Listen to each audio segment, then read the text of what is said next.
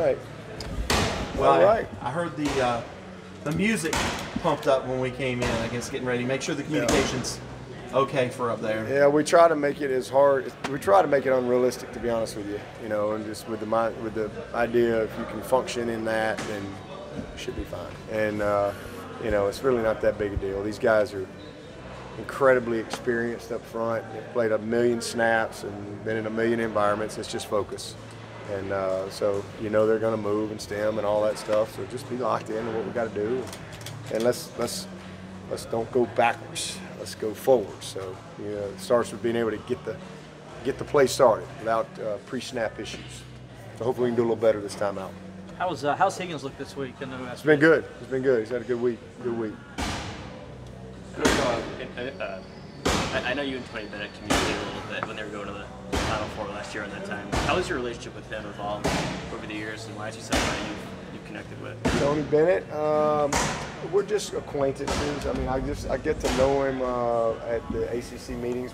We go every May. ACC head coaches basketball and football, and so probably, I don't know, maybe 4 years ago or something. Just got a chance to spend a little time with he and his wife, Kath and I, and just a super nice guy. We just kind of, you know, hung out a little bit and got to know him just as a professionally, and just always liked him, and I've always respected just how he goes about his business. He just really, I think, does a great job, and then so really nothing other than that. And then, you know, when they lost a couple years ago, and so on such a big stage in such a bad way, I like to pay attention to things like that. And you know, I've been there, not in the national championship, but giving up 70 before. You know, I've had bad days, lots of bad days, and I think, you know, how he responded, how he used that as an opportunity to teach a bunch of young people, and also, you know, teach people watching. And just with such grace, I just thought he did an awesome job. And so, but didn't have any conversation with him again other than just passing. And then this year, I just was on my heart to reach out to him, and it was just kind of was on my spirit. So I just reached out to him, and I really just kind of told him what I felt. And so it's pretty cool to see him win, and you know, to go from that low to that high. And I just think it was awesome. I think you said you texted him right before the Final Four, like wishing him luck. Yeah. Oh yeah. Yeah. I called him before they went into the final, the weekend before, and then, yeah, I texted him that weekend and after the game and all that. So I was just really happy for him. Coach, so great guy. So what he was telling us yesterday, he feels pretty comfortable up to about 50 yards. Is that about how you feel, or do you have a... Probably not. I'm glad he feels comfortable. You know what? Hey, you'd rather say woe than sick 'em, right? So, yeah, probably more like 47. You know, a lot of it depends on what's the elements, what's the weather, you know, where's the wind, all that stuff. But I feel pretty confident from 47. But that's really not been a problem for us. The problem is it's been the easy ones, and he's really had a good week. I think he's 10 for 10 on the week, counting today's kick. So, you know, I'm excited for him. Hey, it's just, I tell guys all the time, be prepared. He went into that game last week, had no expectation that he would be thrown in the game to have to go, you know, make a kick, and so he was ready, and he took advantage of the opportunity. So he's earned an opportunity to go see if he can be consistent, and I love how BT's responded. You know, his attitude's been great, and like I said, sometimes everybody needs a little foot in their rear, and sometimes you just need to sit and watch for a minute. But BT's made the right stuff, and he's had a good week. He's missed a couple, but he's probably 8 for 10. But he's had a good week, so it's good, and he'll still be the long guy, and do our kickoffs and all that. But yeah, we'll see how it goes. And as good as they were last week, returning kicks, kickoffs important. Very important. I mean, these guys have been awesome. I mean, and they bringing it out of the end zone. That guy, I mean, he wasn't. It's not like he was on the 5. I mean, he was 2 or 3 yards deep in the end zone and took it to the house. So we've got to do a great job first with the kick, but really our coverage has got to be really, really good.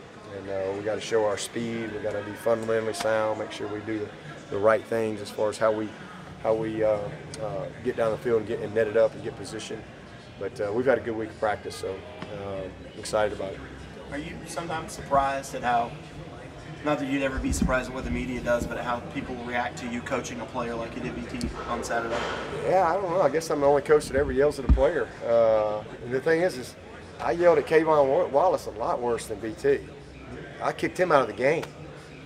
He didn't play another snap on defense from the third quarter on because he had a personal foul, and it was a bad personal foul. It's not who we are. It's not what we do. I guess, cameras only show what they want to show, but I don't know. I could care less about any of that stuff. I coach these guys. Some of my wideouts that played for me years ago, they tell me I've gotten soft, but I don't degrade guys, but I coach them hard. I've always coached them hard. I don't do anything different now, but sometimes the camera shows stuff and they make up things, and nothing surprises me anymore. And I'm not distracted by that stuff one iota. I got a job to do, and I try to do it the best of my ability. Coach, how special a player is Tutu Atwell, #1? Is he kind of like a Greg Dortch, like what you had last year? Yeah, he's he's a little bitty guy. He's not very big, probably 150-something pounds, but he's very similar. Good ball skills. I think leads them in touchdowns. Productive. He's not afraid to go over the middle. They get him the ball lots of different ways.